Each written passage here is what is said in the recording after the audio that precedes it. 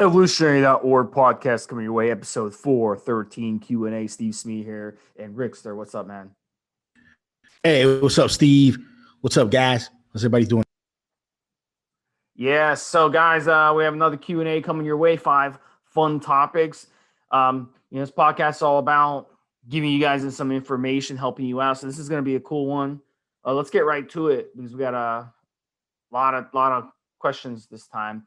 So the first one is 200 milligrams versus 500 milligrams versus 1,000 milligrams testosterone cycle. So we can kind of investigate what would happen if you were to just run solo those amounts and what would happen. So I'm going to give my opinion on this. I guess, Rick, you'll give your opinion on this. So 200 milligrams testosterone, our bodies in a normal situation are going to produce between 100, 125 milligrams a week. So if you were to do 200 milligrams a week of the testosterone, you would basically shut yourself down and you would be getting a little under double what your body should naturally produce. So to me, it's kind of a waste just doing 200 milligrams solo of testosterone. I would much rather you not use that amount if you're going to do it by itself. And what would be better would be to use another steroid instead. And you could basically stack in another steroid, whether it be an oral or an injectable, with that kind of dosage to make it worth your while. But the thing is about that dosage, it's a little weird because you're running, like I said, you're running almost double what your body normally produces. And that's going to likely require you to run a little bit of an AI.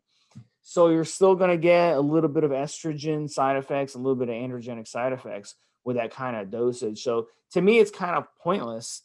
Even if you're using it in a stack, I'd rather you, instead of you using 200 milligrams, you could just drop it down to say 100 or 125 milligrams. This way, you won't be getting those estrogenic side effects with whatever you stack it with. Now, 500 milligrams, that's a good sweet spot for doing testosterone solo because at that dosage, you're getting enough androgens in your system. You're getting a nice punch of anabolic steroids in your system. So you could do 500 milligrams by itself. And then stacking steroids with that dosage, you could stack something mild with it. I wouldn't stack another aromatizing compound, and I wouldn't stack something that's too androgenic with that kind of dosage. So, but that's definitely a dose, especially if you've never used steroids before. If you just use 500 milligrams of testosterone, that's going to be about 4 times what your body produces. So you'll get a nice, you'll notice that it'll hit you hard, especially if it's your first cycle or even second cycle. Now, 1,000 milligram testosterone by itself. Yeah, the most I've ever run by of testosterone was 750 milligrams, and I didn't notice any benefits at that dosage. I just noticed more side effects versus just 500. So 1,000 milligrams, it gets to the point where you're running so much that it's not even going to give you the benefits. It's just going to give you more side effects. So if you were to run that kind of dosage, you can expect to really open yourself up to a lot of estrogen related side effects. You can open yourself up to a lot of DHT side effects. You can open yourself up to things, that are DHT related, like a prostate issue or head hair falling out, skin issues. You can open yourself up to gynecomastia. You can open yourself up to androgenic effects, especially if it's you haven't used many steroids before, because what's going to happen is at that dosage, you're running enough where it's going to cause some aggressiveness. So, that's one of those things where I'd be curious to know why a person would want to run that much testosterone regardless. And we see the pros will run 1,000 or more. But the thing is, even they will cut it down ahead of their competition because they don't want the estrogen issues. So I can imagine someone running 1,000 milligrams by itself having a lot of bloat issues. So I don't really see why you would want to blow it up like that. It really doesn't make any sense to me in the bodybuilding sense. Don't we want to have a six pack year round? Don't we want to look, lean year round? So if you're running that much, you're going to basically look soft. So it's not something I recommend. Even if you're running a lot of an AI to kind of combat an estrogen, it's still going to make you look soft. So I wouldn't even recommend that. So that's one of those things. It's an absurd amount of testosterone, and that would be something for high level professionals that would even mess with a dosage like that. Rick, give us your lowdown on these the whole debate: 200 versus 500 versus 1,000. What's your thoughts? I do agree 200 is it's on the very low side. 300 is more like it, even 250. And that's if it's maybe your first cycle and you've been training naturally for years. And so you've pushed your body to genetic limits. You drop 250, 300 milligrams of testosterone a week. And you'll make some good gains because that testosterone will add to what your body makes. Yes, Steve is absolutely right. Over time, even that little amount will suppress you. So you just be replacing your own.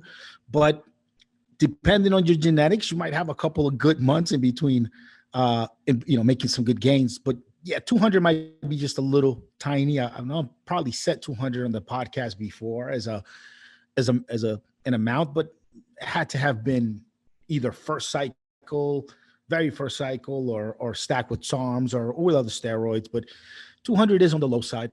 What can you expect? If it's not your first cycle, right?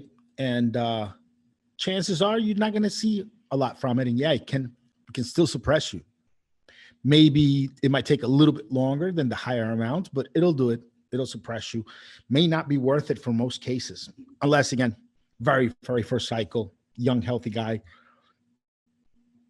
200 is good to go. Man, maybe you get a script from your doctor and you are on TRT. You add a little bit extra to bring you up to 200 a week, and you got some human growth hormone on top of that. Might have something going there. But yeah, on its own, might tend to agree with Steve on this one today. 500, like Steve said, it's a nice sweet spot, especially if you're running it standalone. You're going to see some good gains. Definitely you'll get it around where you see some water retention, some issues with higher estrogen at the 500 level. How quickly will that come on? It depends on genetics, depends on your particular situation. You might go weeks and weeks before you start to notice a problem, or you might notice something not quite right, or maybe your nipple's a little bit ishy after your second shot. Definitely get decent amount. 1,000. Only time you're doing 1,000 milligrams of testosterone, in my opinion. I mean, if you're already a huge guy, like you were, and at that point you're almost on TRT, almost already, you're holding on to really supernatural amounts of muscle mass that your body just will never be able to maintain with your natural testosterone levels. So you're already, each cycle you're basing at 300-400 mgs a week just to stay up, a couple hundred milligrams a week just to keep yourself together. And these are the big, huge guys, a lot of competitors, high-level competitors, those guys where you already have a ton of muscle on your frame to begin with. You do a good part of your dose, a good part of your use goes to just maintain that extra amount of muscle. Look, if your body could hold on to and build that kind of muscle naturally, then everybody would. Some guys longer than others, but everybody would build it. But the reason why the guys use steroids to get up to the really high levels of musculature, and then you have to continue to use above what your body can naturally produce just to stay up at that level. You can't just gain 100 pounds of muscle. I mean, something stupid, 60 pounds of muscle, right? And hold on to it with your natural testosterone levels. Those guys never really kind of come off. And then 1,000 milligrams might even make sense. But if you're a newbie, if you're not competing, if you're, dude, 1,000, it's just too much. I wouldn't, you could just do 500 testosterone and fill in the other 500 with anything else. A little bit of DACA, a little bit of EQ if you really want to get up to doing a gram a week. But side effects, aromatization. I mean, it gets to a point where the juice might not all be worth the squeeze. For a regular guy just trying to look good with his shirt off, even a guy like that could do a gram a week. On a just trying to if you're trying to get a lot of progress quickly for whatever reason, but just mix it in with other juice, man. I don't really see a regular guys like us just trying to look good with a shirt off. Don't see the reason to be doing a gram of test a week. It's got to be super special circumstances. You told you can get, so you do it and you already have Aromacin, Novadex working with it, finasteride. I mean, really, definitely a lot of variables. But yeah, you're going to see a lot of more side effects a lot quicker on the 1,000 milligrams a week. I mean, if you're doing 1,000 milligrams of an athlete, you might see issues before your second shot. You might start to notice water retention and other problems right away. And yeah, I mean, that's so I got to say about those dosings. What do you think? Yeah, so the next one we're going to talk about, guys, is what do you think about foregoing PCT and just staying on? So it kind of connects to that first question. And, you know, we saw this on the forum and it kind of blew up into a big argument. And I thought it was interesting because, you know, I've kind of gone full circle on this question. And really, it's hard to debate something like this at this point because we know what's going to happen if you choose to forego PCT and just stay on, you know, and it's not a secret. What's going to happen is you're no longer going to be able to produce your own hormones on your own. So let's say you get on anabolic steroids and you run your cycle, say 12 weeks, and then you're about to start your PCT and you're like, damn, I just want to stay on. I'll just stay on another 12 weeks. So now you're up to 24 weeks. And then you're at 24 weeks and you're like, you know what? Let me cruise on 150 or 200 milligrams of testosterone for 12 weeks or 8 weeks. And then I'll do another cycle. And you do that. And then eventually you're like, you know what? I just want to come off everything and do a PCT, do your PCT, and then you come off. And then you run blood work and you're like, shit, my testosterone levels are like 80 or 100. You know, so I have the testosterone levels of a 80-year-old man or a 60-year-old female or a 50-year-old female. And that's not good. That means your body, your pituitary glands were unable to ever make a full recovery. And I've heard some guys say, oh, yeah, I was able to recover. I do steroids for 10 years, 20 years. I was able to recover. I call bullshit. I call bullshit because what they'll do is they'll run a bunch of Clomid, they'll run a bunch of Novadex, they'll run a bunch of HCG or HMG, and then they'll run blood work while they're on those things. And then their blood work will come in, the testosterone levels will come in normal. And they're like, oh, I'm recovered. You're not recovered. So those drugs that are manipulating your pituitary glands, and then you got the HCG and HMG manipulating your Leydig cells, where the blood work shows that you're recovered. But when you stop taking these hormones and these drugs, and then you come off, everything crashes back down because your body cannot produce it on its own anymore. So that's going to be the risk of foregoing PCT. Do you want to be dependent on sticking your ass once a week for the rest of your life? Do you want to be dependent on that? And that's a huge decision to make. The other thing is the health ramification. I talked about this on previous podcasts, and I get a lot of pushback on this, even with you, Rick. I get a lot of pushback, but people don't want to accept that if you're on testosterone replacement therapy, hormone replacement therapy long term, it's a risk, because what happens is you end up you end up exogenously putting more hormones in your system than what your body naturally would produce.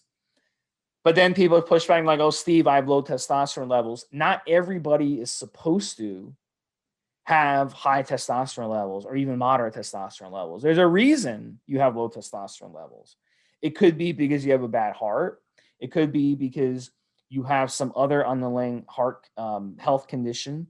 So sometimes it is necessary to have low testosterone levels just to keep you living a fulfilling and long life. So by running TRT or by cruising on steroids and exogenously putting more hormones in your system than you're supposed to have, you will cause more health problems in the long run. You'll open yourself up for a greater chance of cancer. You'll open yourself for a greater chance of prostate problems, heart problems, kidney problems, liver problems, all these issues that can come up. And that's the risk you're going to have to realize. The younger you decide to do this, the more damage you're going to do to your body long term. My old podcast host, Trevor, used to talk about it early on in the podcast, and he shied away from it because I think he was embarrassed. But he actually had to go on TRT, I think 19 years old or 20 years old, because he used steroids as a teenager. And he was not able to ever recover. So he had to go on TRT for the rest of his life just at 19 or 20 years old. That is crazy. So, no, I cannot go on board with someone who's that young having to jab themselves for the rest of their life. You need to protect your own system. So what I recommend, I just had a client I talked to today about this, 12 weeks, guys, maximum amount of a cycle should be 12 weeks. And you need to take 24 weeks off total, which includes your PCT. And then that is how you recover your HPTA and keep it healthy long term. If you're not willing to do that, like I said, I've been full circle on this. It's your decision. Just learn the facts and know the facts before you do it. If you learn the facts and you know what you're getting yourself into, then you have my blessing. Go ahead and do it. But if you don't have all the facts, or you're in denial, you're one of these people, you're these anti-science, type of people who don't want to believe in the evidence and the science and the blood work and all this stuff, or you want to be ignorant about it and you just don't want to look at your blood work because you want to pretend doesn't exist, then no, I'm not going to bless you to go ahead and do that. So at the end of the day, it's your decision, it's your body, but I think it's out of control what we're seeing right now with guys who are blasting and cruising, or guys hopping on TRT who don't actually have a legit medical reason for it, besides they just want to be lazy and not suffer a little bit and not do a proper PCT. And if you do a proper PCT, it's not going to be as bad as people make it out to be. But if you do a half-ass PCT, it's going to suck. So you want to make sure you do a good quality PCT. You need to run your ancillaries. You need to run your strong testosterone boosters, Rick's product, and to generate ES. Great product. It's a mandatory run in PCT because it makes you feel good in PCT. And it offsets the side effects of running the Clomid and running the Nolvadex. So you got to do it properly, guys. So please, just get all the facts on this shit. That's all I ask. Get all the facts. Don't listen to the stupid meatheads who are going to tell you just to stay on. Don't worry about what other people do. It's not your concern. You worry about yourself. Rick, what's your thoughts on this? I mean, who would want to do that? Who would want to ruin their own endocrine system for good on purpose?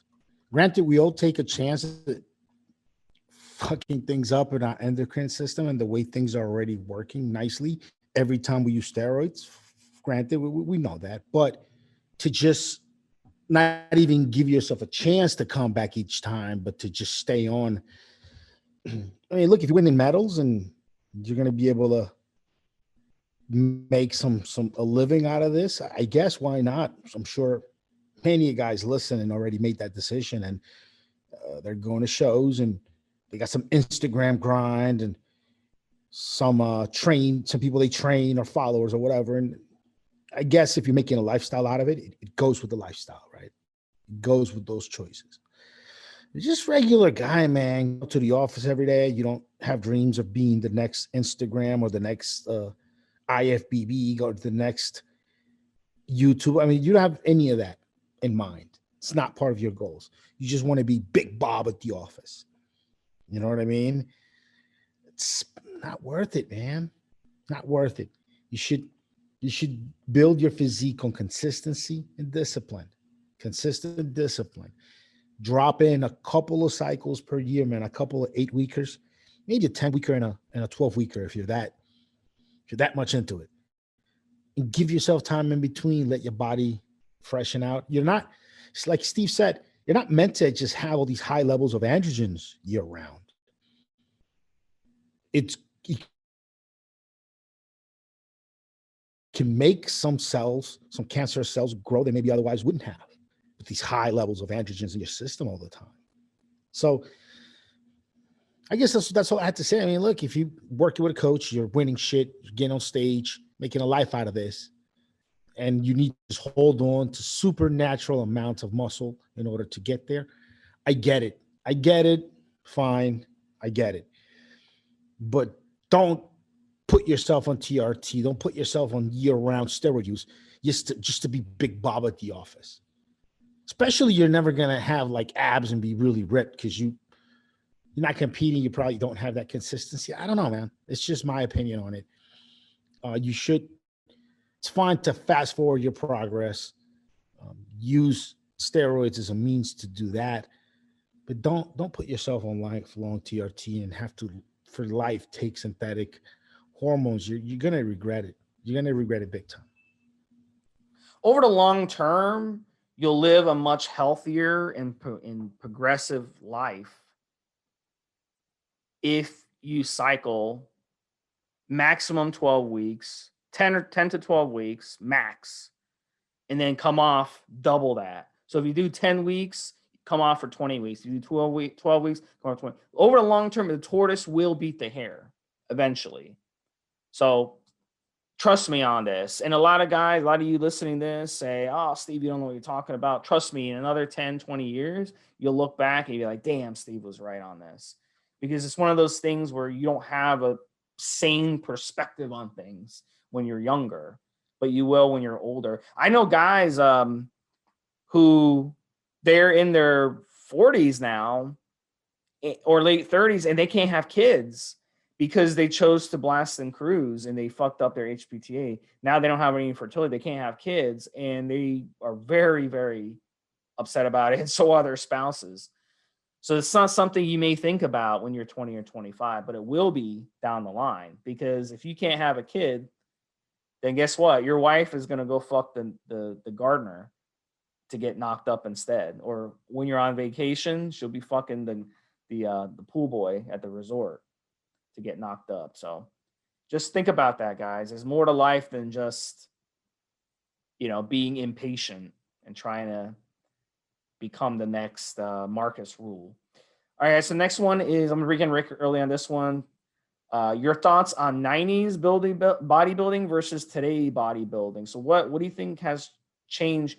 There was another thread on the forum that guys got into it. You have the boomers on the forum who are like, 90s bodybuilding is the best. Guys back then were so much better. Guys today are stupid. It's always the older generation bitching about the younger generation, no matter what. And I'm sure, Rick, when we get older, we'll be bitching about the younger generation too. And then the younger generation will get older and they'll bitch about the younger generation. And the cycle will repeat itself. So I get it. But I'm curious your thoughts on this, because you've gone full circle with this as well. Well, in the 90s is when there was a big transitional period, in my opinion. Because before the 90s, guys weren't allowed to have these big, huge bellies that they have now. And during the 90s, through judging, scoring, big bellies became allowed. And now you get the monsters you see today. So in the 90s, you still had some guys that had great symmetry. And then you had some guys coming in that had these huge, huge bellies, like turtle shells. And 90s versus now. Look, how about 80s versus now? 70s versus now? I think those physiques were nicer looking, more symmetrical. Guys should have never gotten that big. It should have always been, in my opinion, a competition. It's just how big can you get how small can you get your waist and how big you can get the rest of your body. And that would have maybe not encouraged guys to use some of the more dangerous drugs, some of the insulins and some of the growth hormones. Like we could have had like a really, really nice bodybuilding culture where symmetry was, I mean, still really that important. But now, I mean, 90s is when everything changed. You had some guys, the 90s used to have some guys that looked like the old school bodybuilders, and you had some of the newer guys looking like guys would look like today. And transitional period, and it didn't go in a way that I like, but I'm sure other people do. I'm sure other people really like seeing these guys that look just look ridiculously huge, out of proportion. I mean, some guys, most people, it seems like, enjoy that. At least the IFBB judges do, because bodybuilding show judges have that's what it is now. Huge obliques, huge turtle shell abs. Just suck it in enough, or just to throw a pose or two, and then the rest of the time it doesn't matter. I don't know. I think less dangerous drug use, more focus on symmetry and proper working out regimens, techniques, diet, pre-90s than after the 90s. What do you think, Steve? So here's the thing. Back in the 90s, it was interesting, Rick. I don't think people had the opportunity back then to become bodybuilders or get into weight training, because you didn't even have gyms in a lot of the country. I mean, if you're in New York or you're in LA, obviously you had fantastic gyms probably since the 70s. You know, I mean, I know Gold's Gym was founded, in the 60s in LA. So, but I mean, let's be real. Like if you live in Kansas or Oklahoma or Missouri or Tennessee or something, you didn't have gyms until, the 2000s or 2010s. You had these, now you have franchise gyms on every corner across the country. So if you're a guy, I just wrote an article about Marcus Rule. He didn't even know anything about bodybuilding. He was a soccer player, or what you call it, Rick, football. He didn't know anything about bodybuilding. He didn't know anything about weight training. It took him getting injured in soccer and having to do physical therapy on his knee to start learning about bodybuilding. So how many other people in the 90s did that happen to? They just didn't know, because in their town, they played different sports, but they didn't have weight training gyms. They didn't have weights in their school. They didn't have weights. They didn't have gyms. So I just find it interesting that today there's a gym on every corner. So anybody now can get into weight training. But back then you couldn't. So I think that, yes, we've advanced tremendously just based on that, just based on the access of having a gym. And I've lived in some towns where I've had to drive like 45 minutes to get to a decent gym. So even to this day, you still have a little bit of an issue with that. But look, at the bottom line, even a Planet Fitness, you can go get in a workout at a crappy Planet Fitness if you really want to, or you can do a home gym. So homes are way bigger today than they were back in the 90s. I mean, when they were building homes in the 70s and 80s, they were much smaller. Now everyone wants a huge ass house. So now you can have a home gym. You can dedicate your garage. You can make your garage into a home gym. So there's way more opportunities today to get into bodybuilding. So we've progressed tremendously when it comes to bodybuilding. More people, more opportunities. People are finding out if they have the gift, because if you don't try it, how are you going to know if you're good at it? So I'm sure there's tons of things I've never tried before that I would be really, really good at, that I could monetize and make money at, but I've never tried it because where I grew up, or I didn't have the opportunity to try it. And you're the same way, Rick. So you could have been the best Momonseal farmer in the world if you had grown up, in a farming town. You see what I'm saying? You'd be a multimillionaire right now, exporting Momonseals across the country. We don't know that because you didn't grow up that way. So, I mean, I think with bodybuilding, the opportunities now are sky's the limit now. You can go get a gym membership for $10 a month. $10 a month, you can go get a gym membership. It's nothing. back in the 90s, I didn't even have a gym in my town. I couldn't go work out. My first gym was like at a basketball, little basketball court place, and they had like this little crappy gym in there. That was my first time working out. That was my first gym I ever worked out at, because I didn't have the opportunity. It wasn't until I started working out in my school gym, and then after, during college, I had a really good university gym. And then after college, I had a meathead gym that I signed up for. It was called World's Gym. And I believe now they're out of business. So, but they've been replaced by different types of gyms. So yeah, I mean, it's if you don't have the opportunity to do it, then you're not going to be able to be successful. So I just find that fascinating, the way we progress. I think there's a lot more opportunities now for bodybuilders. And I think 20 years from now is going to be a lot more opportunities, because everyone and their mom wants to open up a gym, everybody. And you have so many options now. You have CrossFit gyms, you have franchise gyms, you have meathead gyms. There's so many different opportunities. All right. So the next one, Rick, is water in our homes poisoning us. So this is one that I kind of been obsessed with for a long time, which is water. And we all know that water we drink, if you listen to this podcast, I talk about water we drink, how important it is, and all the crap that's in our water. So the problem is, it's not just the water we're drinking, it's the water we're showering with. And if you'll notice, when it comes to, when you're taking a shower, sometimes you may, after a shower, you can smell that chlorine. It gets on your skin. It may cause you to have some sinus issues. It may cause you to kind of, you shower before bed, and you go to bed, you got that chlorine all over your skin. You got that crap all over your skin.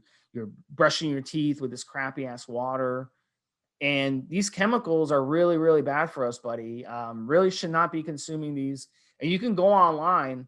There's some websites where you can actually put in your zip code, and it'll actually tell you how bad your water is. And there's cancer-causing chemicals that are in our water. And it's really, really fucking scary. Like, Rick, what was your zip code in Vegas? 890. What was it? 89. All right, so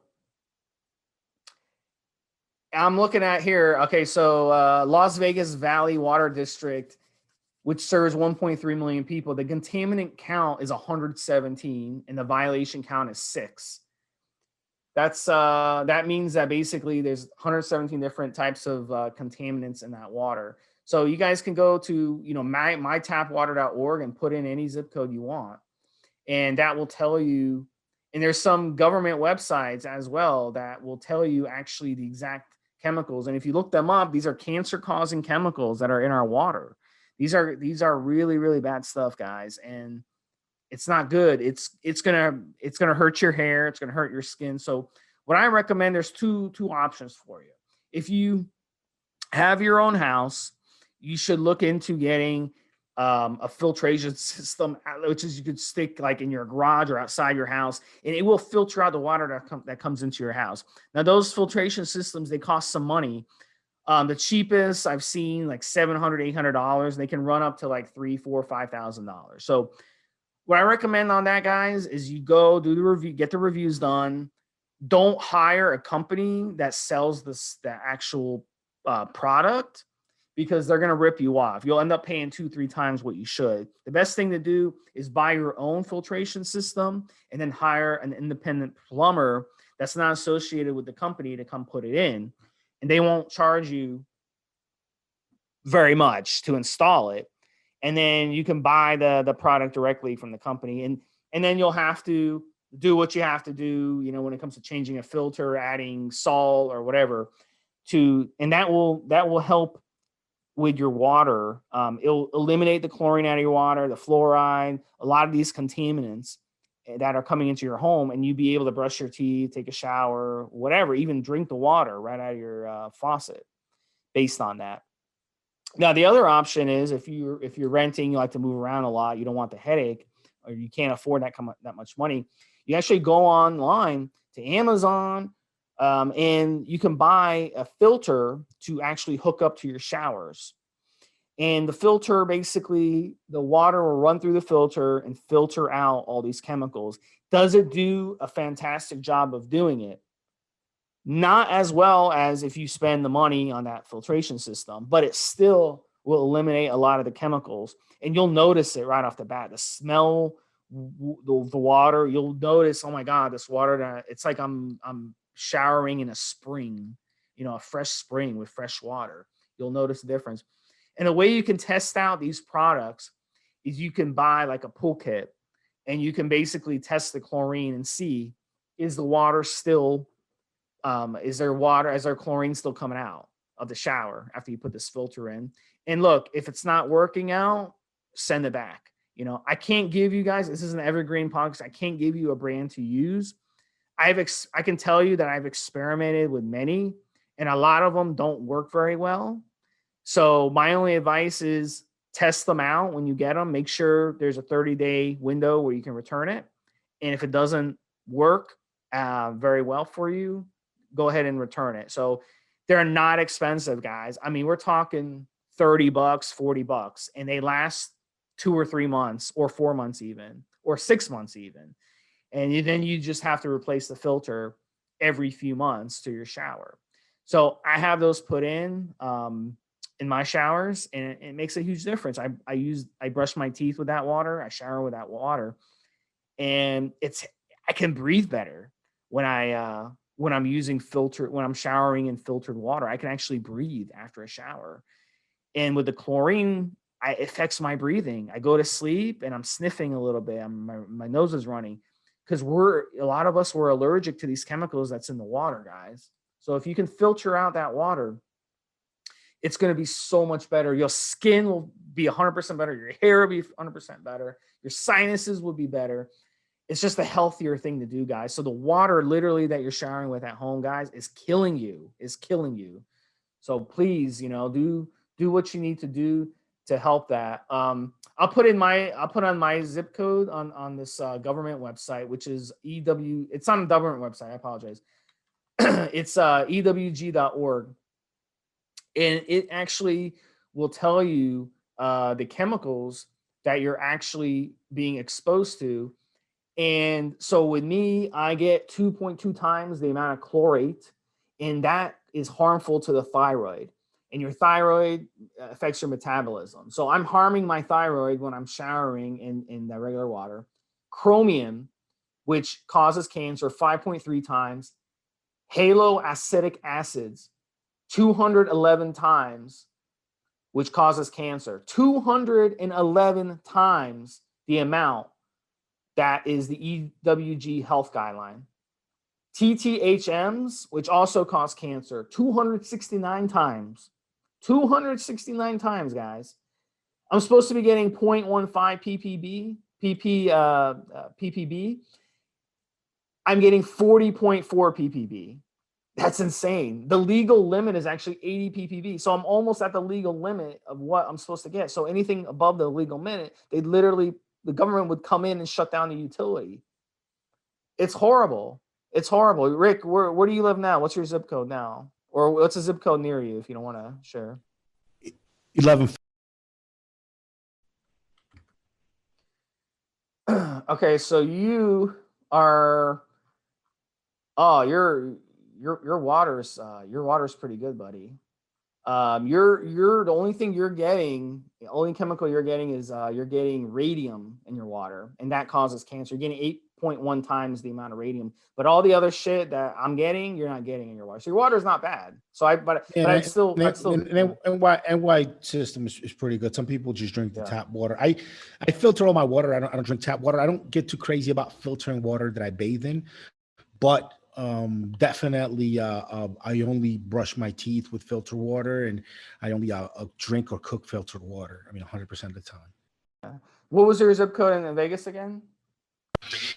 89074. So I'm curious of Vegas, what kind of things? Oh, Vegas is very bad, brother. Vegas is very bad. So in Vegas, you got arsenic 400 times because it's a desert out there. Yeah, 400 times amount of arsenic. You got bromodichloromethane, which causes cancer 302 times. Bromoform 4.8 times. Chloroform, which causes cancer. Chromium, which is what I have as well, which causes cancer. And then you have dibromo acetic acid 72 times the effects. And then you got a bunch of shit. You got nitrates, you have dichloric acetic acid. You got a lot of bad shit, bro, in Vegas water. Uranium in your water, brother, 6.1 times. So Yeah, if I you never. yeah. I tell you what, never ever drink a tap water that hasn't been filtered. It's a rule for me because I know, man. I know everything that's in all this stuff. But I mean, water, definitely, guys, don't drink your tap water. But if you want to take it a step further, I highly recommend getting filters for your showers and make sure you're bathing because you're bathing in cancer-causing chemicals. And you can go to ewg.org, guys, and check out your water. I'm shocked at how bad Vegas is. I thought Florida was bad, but Vegas is worse. I guess because it's a desert out there. You guys don't have much water. So I guess it's better than nothing, right? Getting It's got to be. cancer. Yeah, it comes in from other places. Yeah. So it's bad, guys. But people in Europe laugh at how bad our water is in the United States. Because in Europe, they take this shit seriously. You know what I'm saying? But in the United States, we don't take this shit seriously, guys. And there's a reason that Americans are in bad shape. It's a lot of food, but it's also all these chemicals that we're ingesting and that are absorbing through our skin. So yeah, definitely take this seriously, guys. So last one, I think this one would be a good one for you, Rick, because of your culture and your situation. But this person wants to know, what do you think about accepting a large amount of money from a relative you don't talk to often?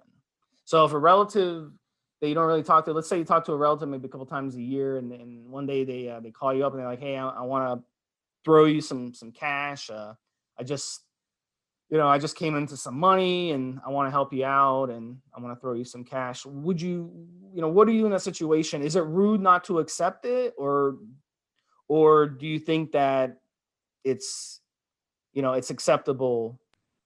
I mean, it depends on a few things. Me personally, if you're asking me, as long as it's not like dirty money or strings attached money, something weird, and as long as it's not anything weird like that, I'm cool. There's a lot of good reasons a relative might want to give you money. Maybe they think you put it to good use. Maybe they trust you with it to go do something great in their name. Who know, right? But I mean, nothing is ever truly really free, especially from somebody you don't talk to, is a relative, but you don't talk to them that much. You never know. They could have committed a big crime, embezzlement, drugs, fraud, and I mean, it depends on the situation. As long as it's not dirty money, and if there are strings attached, depending on what kind of strings are attached, that'll make the What give me an decision. example of a string attached? Like what would be an example of that? You're saying they're gonna look You, to do you, something from you, you? yeah, you take this money, but you've got to dedicate X amount of time or X amount of energy or resources to accomplishing this goal, or there could be things. Somebody could give you money. These things you have to do. I mean, it could be something as benign as starting a foundation and helping, you know, some helping Yeah. some sector of society, So or it could be assuming it's something, or it could be something real personal, like, hey, I might be dying soon. Take all this money and watch over my grandmother. You know what I'm saying? Or my sister who's kind of stupid. Or my brother who's a fucking moron. What manage him. There could be strings attached. You don't quite know. So depending on the strings and depending on where the money came from, it'll make a difference. But if I know if it's somebody who's like a businessman or investments and they're not asking for anything in return, they just want to give me free money, I'd have a hard time finding a reason not to take it. Would it be proper to turn it down, or would that be an insult? Oh no, anybody can do whatever they want. And is it an insult? It depends on the person and the family. The person might say, "Hey, you're within your right to turn money down or turn down a gift. You don't have to take it. You don't have to take something free if you don't want to. You don't have to fucking do anything if you don't want to." So I don't see. I mean, it depends on the family. Maybe depends on your culture. Remember, I was born out of the country, outside of the U.S., so I hold a different culture. Maybe in some ways, in some families, it would be an insult. In other parts of the country, other parts of the culture, it wouldn't be. It really, that depends, man. That's funny, but that'll depend a lot on what nationality and what kind of family structure they come from. But at least in my family, no, nobody would care. If I turn money down, that some relative wanted to give to me, nobody would care. Nobody would. In my family, I'd be within my right to do that. So it depends. What about, let me take it a step further. What happens if a relative called you up and be like, "Rick, I need to borrow like 50 grand." What would you do in that situation? Like, let's say, a cousin or a nephew or something called you up. Do I like them, or do I think or do I really like them, or do I think they're assholes? Well, that's the question. Right, but I mean, that's a lot of money. Like, somebody's asking me to borrow it. You tell me if somebody's asking me to borrow it. Yeah, if someone calls you up and they're like, okay, so I get this. It's funny. I was thinking about this on the way here. I do kind of get that a lot. Never 50 G's, but I need to borrow 3,000. I need to borrow 5,000. I need to borrow 1,000. Depending on the person, depending on how much I believe in them. I don't lend money out. It's not my thing, unless you're like my mother, my sister, something like that. But I don't, even a cousin or best friend, I don't lend money out. But somebody's going through the gym and they ask me for $5,000 loan or $3,000 loan. I might say, "Hey man, I can't do that right now. But I'll sell you or Venmo, $300 and just keep them. Do whatever you want with them. They don't have to pay me back." Or somebody asked me for, $10,000 and somebody I really care about or whatever, and they want to borrow 10 G's. I might say, "Hey man, I can't, it's not kind of what I do. But if you're going through a rough time, I'll let you have $500. I'll let you have it. Since you're having a hard time, just take 500. You can have it. Find somebody else to let you borrow 10,000. I've done that, not in those amounts, but I've done it. I've done things like that and this for close family friends that I care about. As far as friends, acquaintance, chances are that if you get yourself into kind of bullshit ass jams that you're asking me to borrow a bunch of money, you and I probably aren't friends or won't be friends long. I don't ask my friends to borrow money. Why do they ask you for money though? Because you're not a flashy guy. Well, these are like close family relatives, relatives in South America, people. But why would they ask you for money though? Why would they specifically ask you for money? Because you're not, like I said, you're not a flashy guy. How do they even know you have money? Well, people that are kind of close to me know that I do okay. I'm not a flashy guy, but like they realize like, hey, he owns his own business. They kind of they know. You keep that like on the down low though, like is like, you know what I'm saying? Like I see these people on social media, they post a picture of their car and all this stuff, and they brag. They're braggarts, Like to me, like it's better just to like have everyone think what it is. Have everyone think you're poor and they won't ever hit you up for money. Right? I know what you're saying, but a couple of things. One, I live in Long Island. So you already kind of, in where I live in the town that I'm at, you kind of already got a medium household income in my town is around $112,000. So the fact that you just live there, people already know that you gotta do okay to be there. And then like, if go to a restaurant or like, it's real easy, even if somebody's not flashy, it's real easy to know if somebody's got issues with funds or not. And also everybody that's an acquaintance or knows, they're always running to and fro this job, changing jobs every so often. And I haven't been to a job interview since I was early 20s, and and I don't switch jobs around. I'm kind of doing my own things. So people kind of know, it's hard to explain, but like when you're close to someone, around someone for years, it's almost inevitable to count their money in your head a little bit. Like figure out, well, what the fuck, how the fuck is this guy doing it? Especially if your cousins, if your family, and you might not know the details on everybody, but you have a pretty decent idea of those people around you. Shit, maybe even your neighbors. You kind of, two things most people are usually curious about other people, funny enough, secretly curious, is their bank accounts and their sex lives. It's something that humans are kind of intrigued by each other. It's one of the things people worry about the more with famous people is how much money they make and who they're fucking. So it just so happens. So if there's someone in the family, cousin, relative, somebody that I'm close to, they might say, "Oh, I've got this big jam I'm in," and I know Rick might have it. So, and again, nobody's ever come to me asking me for 50 fucking thousand, but I've had people seriously look me in the face and ask me to borrow 10 G's. A couple of people, a cousin of mine's, she's pretty well off herself, and she just like looked me straight in the eyes, said she want to borrow 10 G's, and I know she's well off, and I know she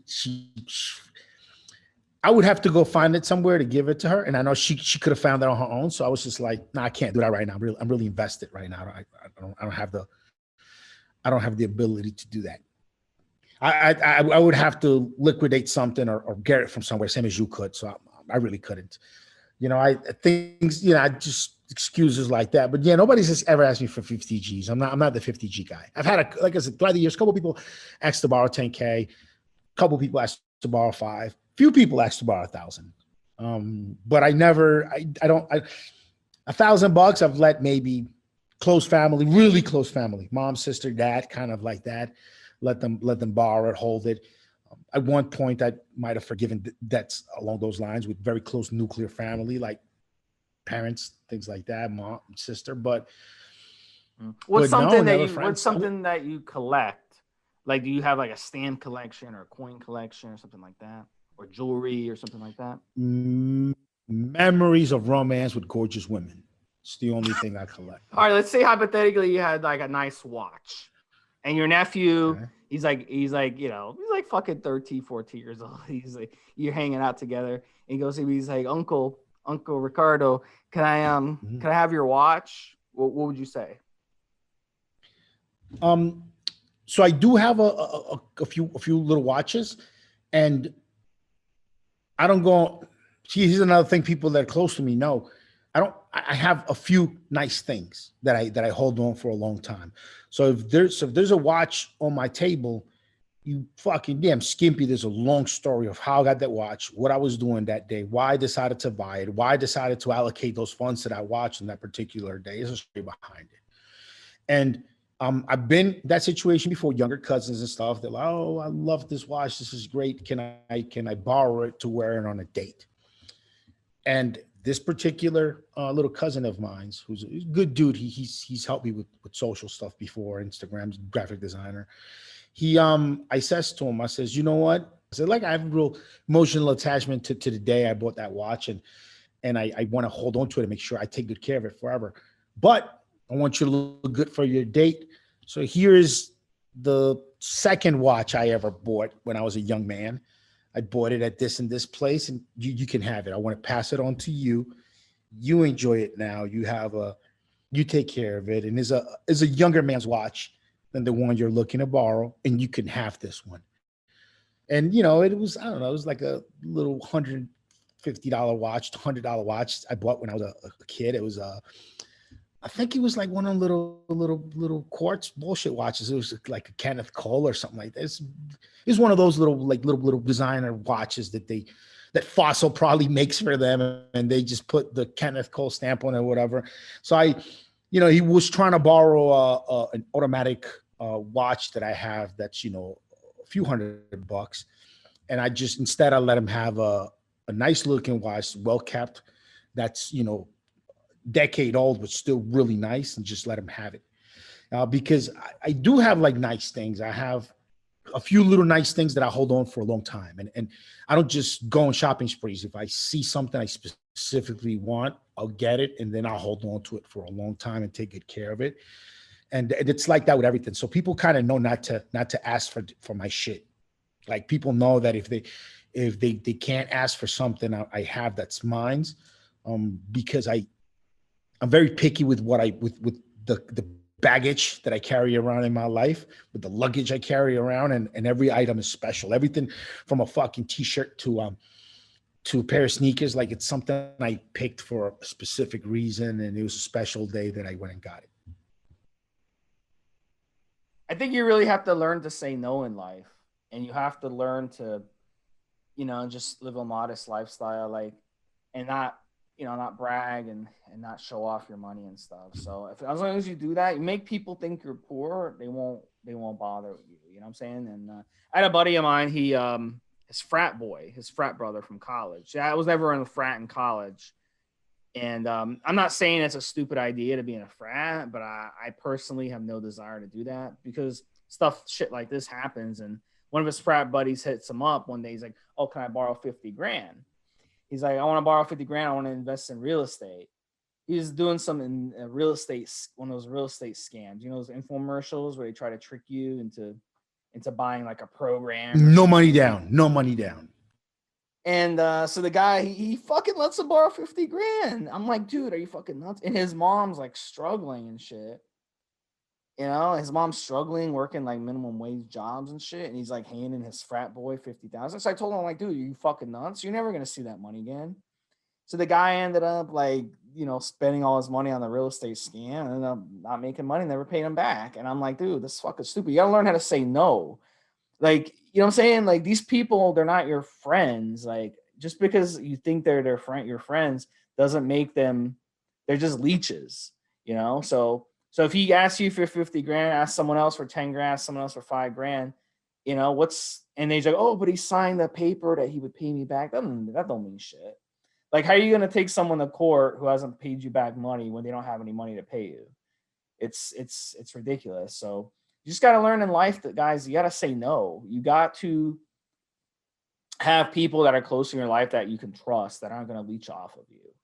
And that's it. And you make the decision on who you want to give money to. If you have a relative that's struggling, you help them out. But I mean, at the end of the day, don't just let them take advantage of you and take you, because that's silly. Yeah, but letting somebody borrow a bunch of money, there's already issues attached to it. If like, okay, funny enough, if someone I know too personally, family that I know, they're not business folks, they're not anything, ask me to borrow 10 grand, most chances are I'll slide off with letting them have $200, and be done. But on the flip side, if a large company that I might be doing, that I know established and doing business with wants a $30,000, $40,000 line of credit, net 90 or something like that for products or something along those lines, I might be more likely to say yes to that. And the reason is because you see a real structure to get your fucking money back. One of the worst things you can do is if you have a cousin or a friend, someone you enjoy, and they're kind of fuck ups, and you don't see a clear chance where you can get your money back soon, don't let them borrow it, because you'll lose both the money and the friendship. You lose both the money and the friendship. But if you just let them have a couple hundred, you keep the friendship and you don't lose the money. And unless you're really good friends with someone that's business oriented, that is doing well, or maybe just had a hiccup because of lockdowns, because of they were sick, they had a hiccup. It happens to people. And then they're looking for some money on a come up, to come back, to get back into business, to get back into the swing of things. And there's someone you've known to be a good person. It might be your time to invest in them. It might be your one chance to invest in this person that maybe they were doing way better than you at some point.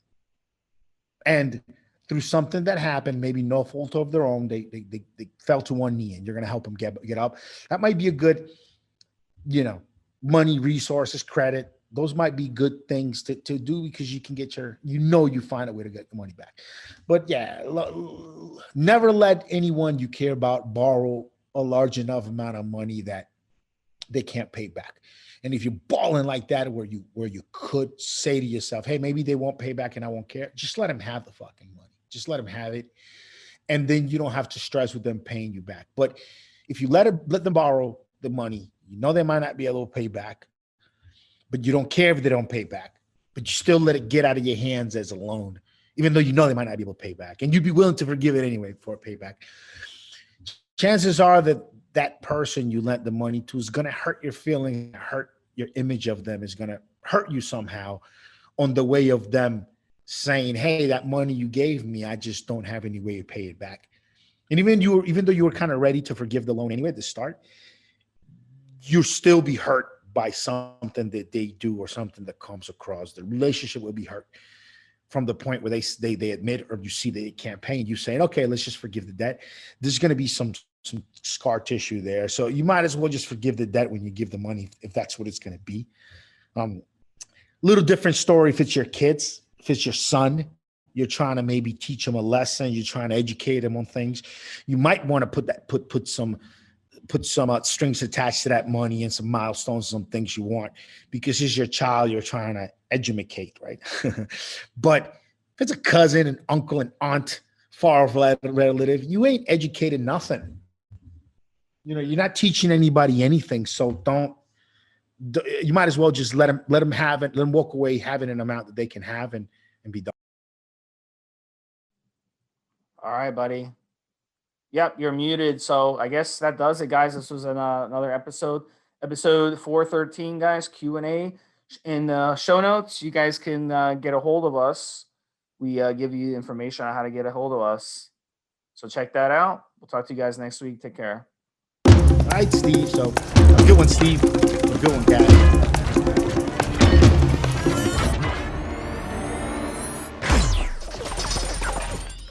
Guys, this is the required legal disclaimer. We are only sharing our experience from years of steroid use. We are not doctors, and none of what we say should be regarded as medical advice. Always check with your doctor before taking any drugs or starting any training program.